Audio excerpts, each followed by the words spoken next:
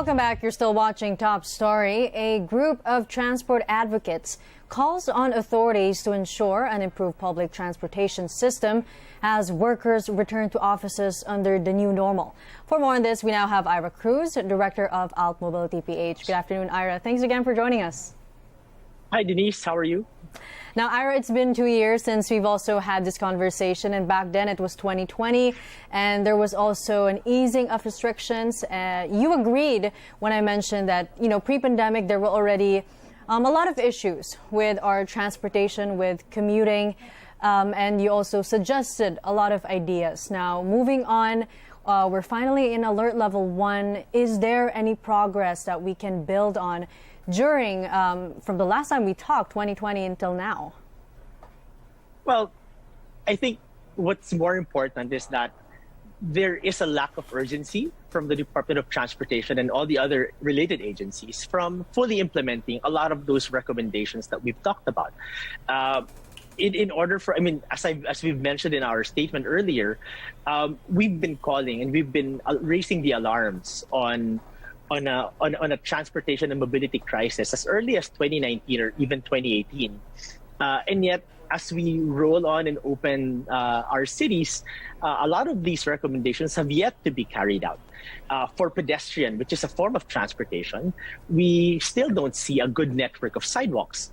For cyclists, an SWS survey shows that more and more people are cycling for essential trips.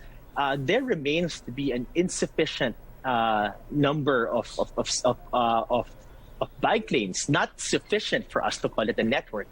And even then, for bike lanes that are existing, the quality is very questionable, and it actually puts at risk several of the bikers. Enforcement remains to be an issue. A lot of these bike lanes remain to be obstructed by cars or even trash. And of course, public transportation, the supply of public transportation remains to be very insufficient. There are a lot of franchise routes that have yet to be reactivated. Now that we're talking about the Ukraine-Russia issue and fuel prices are going up, public transportation needs to have an additional attention. For instance, service contracting has to be rolled out already to support this industry.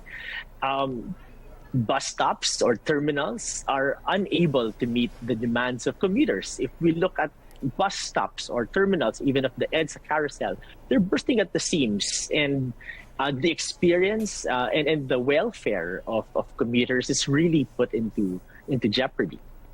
Now, you mentioned there's a lack of urgency that we're seeing from the department, from the government. Now, the mobility of people, the issue was just providing more modes of transportation back then.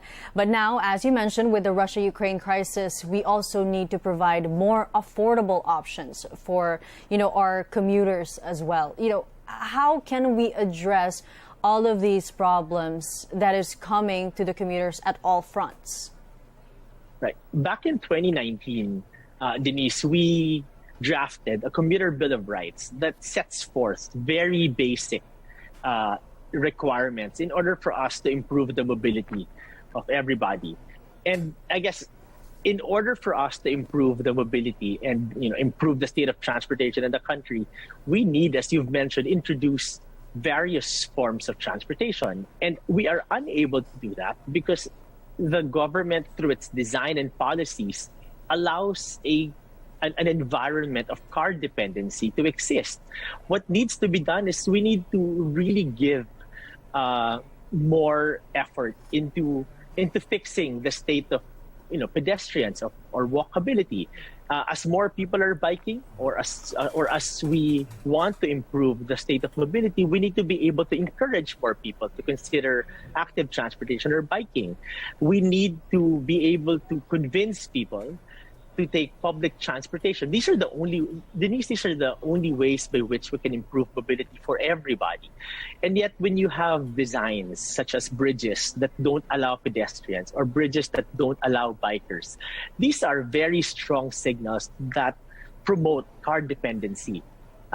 When you have policies like no vax, no ride, no beep card, no ride, these are policies that push people to be car dependent. And so we are in this never-ending cycle where people are just favoring cars, and that's not the best way, and that's not the solution to improve.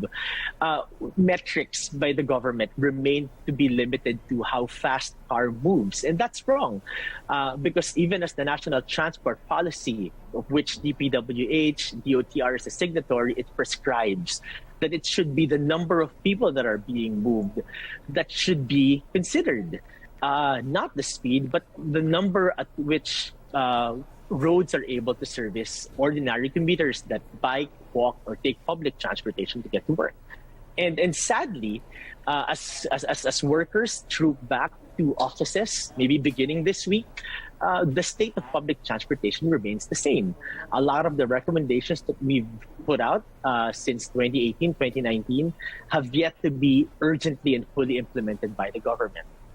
Now, those are good suggestions, and you've added more, of course, compared to when we last talked back in 2020. But majority of how to be able to really implement those things lies on, I guess, really the government. And while there is a law, which you mentioned is the Commuter Bill of Rights, it will be up to the departments to be able to implement those changes to not make us so car-centric. Now, with the elections coming up, do you think this should be, I guess, in the forefront of the platforms of our presidentiables? Absolutely. Everybody needs to commute. Everybody needs to go somewhere in order for them to work, in order for them to get medical care or go to school. And so transportation is a very, very important component of cities. And it should be, it's a right for people to be mobile and to be able to go around. And so we're actually very happy with the recent presidential debates, because for the first time in many elections, transportation has been elevated into a national discussion, to a national discourse, and is as much an election issue, an electoral issue. Long has majority of people suffered through undignified commuting, and it's high time that the government takes this seriously to implement projects and designs that not just benefit minority, which are the car users, and then really implement projects and policies that favor majority of road users. Now, we've built a lot of skyways, expressways during this pandemic that, sadly did not accommodate, of course, our bikers and other commuters. Do you think it's too late to alter those roads? Denise, it's never too late. We can always retrofit and we can always adjust the way that our cities are designed. What is more important, or probably what is more difficult, is political will to actually carry it out. For instance, the BGC Bridge, the newly opened BGC Bridge that connects Pasig to BGC, it doesn't allow pedestrians. It has a bike lane that is a lot narrower than my bike. That can still be retrofitted to allow more bikers to be accommodated. It can still be retrofitted to allow pedestrians and accommodate more people. So it's never too late. However, when you have big ticket projects like expressways or proposed expressways, this sends a signal to people. This is what we call induced demand, which is a phenomenon that as you create more roads, you are encouraging people to drive more. And so when you build infrastructure such as this, you are just adding on to the problem. You're encouraging people to bring cars. And as you know, we have very limited city space. And so it's a matter of understanding how best do we spend that very limited space. For instance, take a bus, for example. The same space that a bus will occupy will probably only accommodate 6 people in cars, but a bus can easily accommodate 40 people. And so that's just a very simple example of how best for us to improve mobility and how best for us to spend city space. Cities are very important in any economy, especially now that we're talking about reactivating the economy.